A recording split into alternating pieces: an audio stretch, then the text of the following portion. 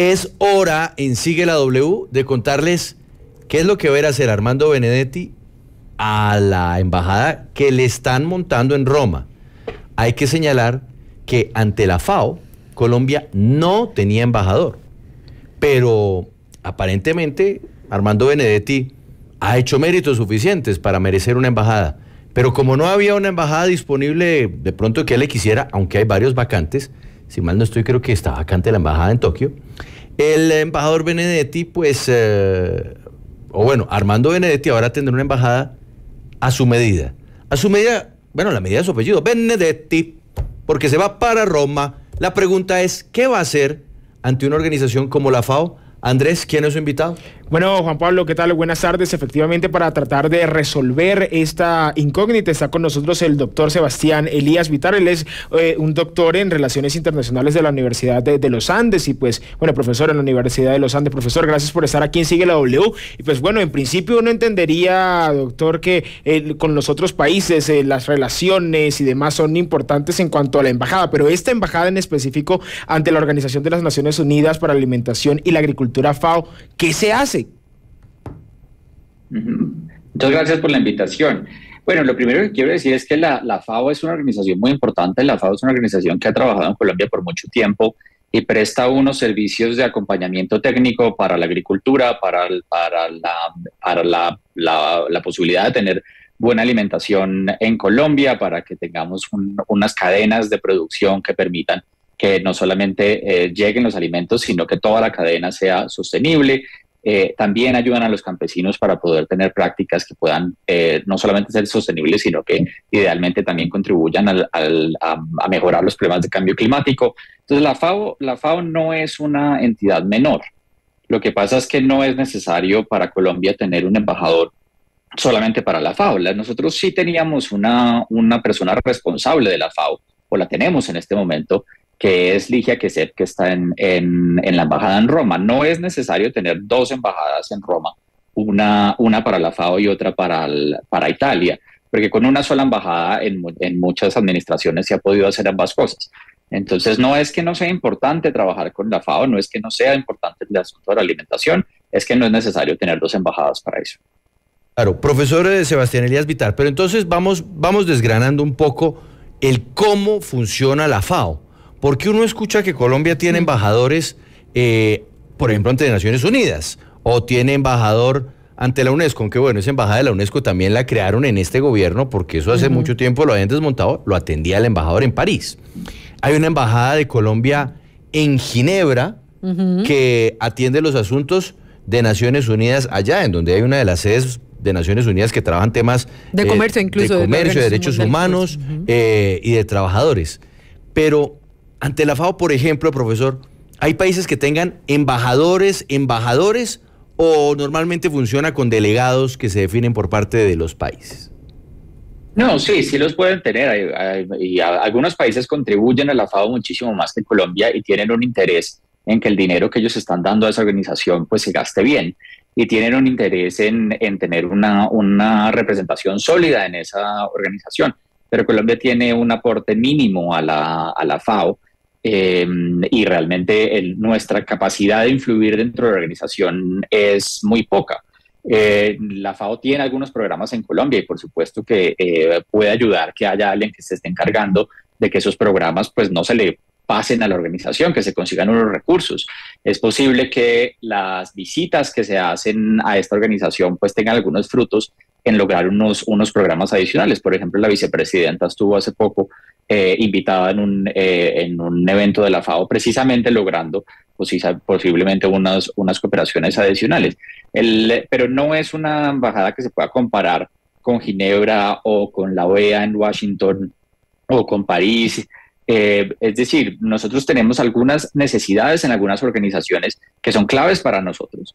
Incluso la OECD uno tiene que estar en Ginebra por los asuntos de derechos humanos, uno tiene que estar en La Haya por los asuntos de las cortes que están allá, pero realmente la FAO no es una organización que se compare ni en el tamaño ni en los programas que tiene en Colombia, claro, con todos estos que estamos mencionando. Permítame, profesor, tengo que hacer un corte de 5 segundos, volvemos con usted, aquí sigue la W, estamos con ustedes en radio, en digital, bueno, en la radio se quedan Peláez y de Francisco, pero seguimos en digital con ustedes, estamos en YouTube Live y también en Facebook Live o en wradio.com.co. En 10 segundos volvemos. Traslada ya tus cesantías al Fondo Nacional del Ahorro.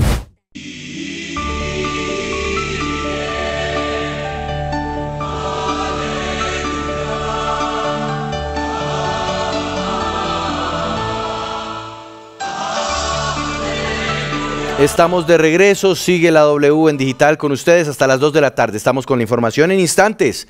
La vicefiscal Marta Mancera le mintió a Colombia, le mintió aquí en W Radio.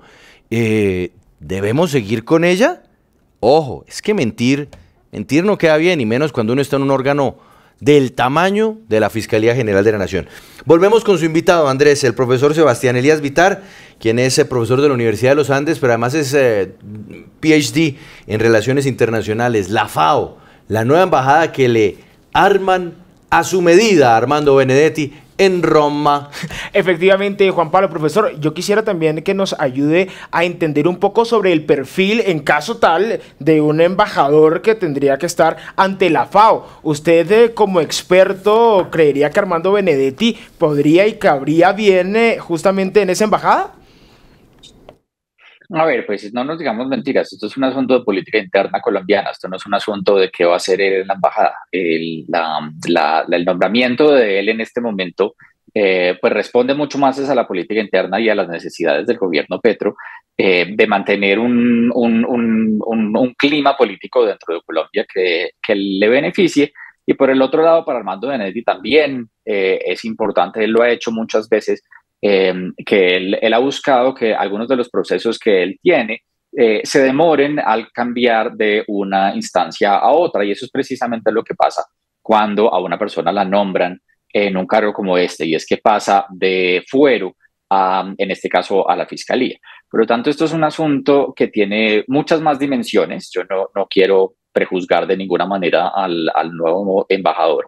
Pero si uno se pone a mirar cuál ha sido la historia de esta persona dentro del gobierno Petro, cuál fue su paso por la embajada en Venezuela, cuál fue su relación con el canciller, cuál es la situación actual del gobierno, cuál es la situación actual de los procesos con Benedetti, pues obviamente que hay un ruido gigantesco alrededor de este nombramiento.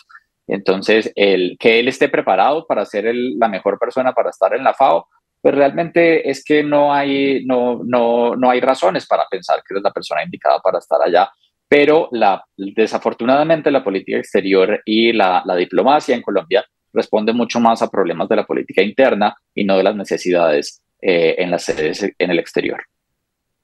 Profesor, y además, doctor, quiero preguntarle por las implicaciones de que Armando Benedetti pues esté siendo investigado por la justicia en Colombia. Recordemos todo este escándalo con Laura Sarabia y estos audios que tuvieron eco también en la fiscalía y que esté investigando esta situación. ¿Esto es bien recibido internacionalmente temas, o no? Y métale otros temas, sí, porque sí, en el caso del embajador, del ahora embajador Benedetti, él tiene unos pendientes por enriquecimiento ilícito, tiene, o sea, sí. Eso se extiende. Claro, ¿no? Él ha salido adelante en algunas investigaciones, pero otras siguen vivas. Correcto. ¿Esto cómo es recibido internacionalmente? Aunque es un tema de política interna, pero ¿ellos miran estos antecedentes o no? Y sobre todo tienen que hacer beneplácito, porque claro, uno imaginaría que como en cualquier embajada, pues tienen que decir sí o no. No, en este caso no, porque es un organismo internacional. Cuando uno se va de embajador a un estado, uno tiene que presentar unas cartas a ese estado y el estado puede rechazarlo a uno si quiere. Es más, hasta que no le aceptan uno las cartas, uno no comienza a ser realmente embajador en ese lugar. En cambio, en un organismo internacional, pues es Libertad de Colombia quien pone en esos lugares.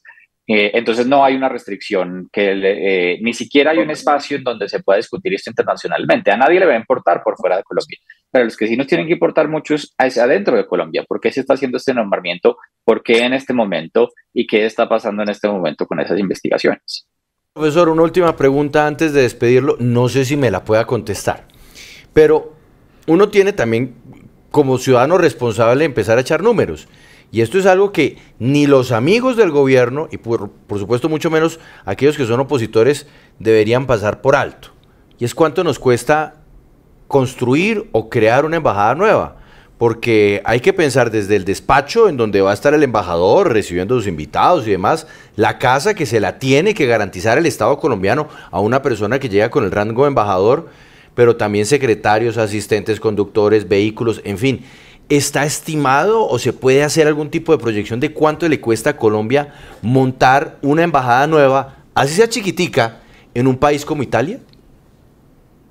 Pues puede variar muchísimo dependiendo de la ciudad y qué tan robusta sea esa embajada, pero pues hay que pagar el sueldo y el sueldo pues puede ser, y no solamente el sueldo, sino lo que se le da para que pueda pagar todos sus gastos en la embajada. Las embajadas en Colombia desde la época de Uribe y Santos y incluso un poquito antes se trató de reducir lo que más se pudiera algunos de esos gastos. Por ejemplo, en el gobierno de Santos, la canciller hizo unas embajadas conjuntas con la Alianza del Pacífico. Entonces, en un solo edificio podíamos estar compartiendo oficina con México, con Chile, con Perú, y eso podía ayudar a reducir los costos. En la FAO realmente lo que pasa es que lo que hacíamos era que la embajadora en Roma asumía todos esos costos. Entonces, eso yo no sé una cifra exacta, pero mal contado, pues eso debe rondar más o menos unos 100 millones de pesos mensuales solamente en los gastos del embajador, los gastos de la casa y los gastos mínimos que tendría esa misión. Además, pues esto es la FAO queda justo, no sé qué tan fácil sea reconocerlo, pero justo donde está el Foro Romano, un poquito cerca, es decir, en todo el centro de Roma. Una casa por ahí sería extremadamente cara para Colombia. Habría que ver si se utiliza de alguna manera algo que Colombia ya tenga en Italia para eso. Pero no es barato para nada, no es justificable desde un punto de vista de qué se está haciendo en este momento con la FAO. Ahora, por supuesto, el presidente podrá decir que tiene una agenda sobre la alimentación y la seguridad alimentaria y sobre el cambio climático muy grande, y entonces lo que quiere hacer es expandir esto para que tenga un impacto mucho más grande en Colombia, pero realmente si uno mira cuáles son las circunstancias en donde se está dando esto, pues sí es un gasto innecesario. Profesor Sebastián Elías Vittar, muchas gracias por estar con nosotros en Sigue la W. Una buena tarde para usted. A ustedes.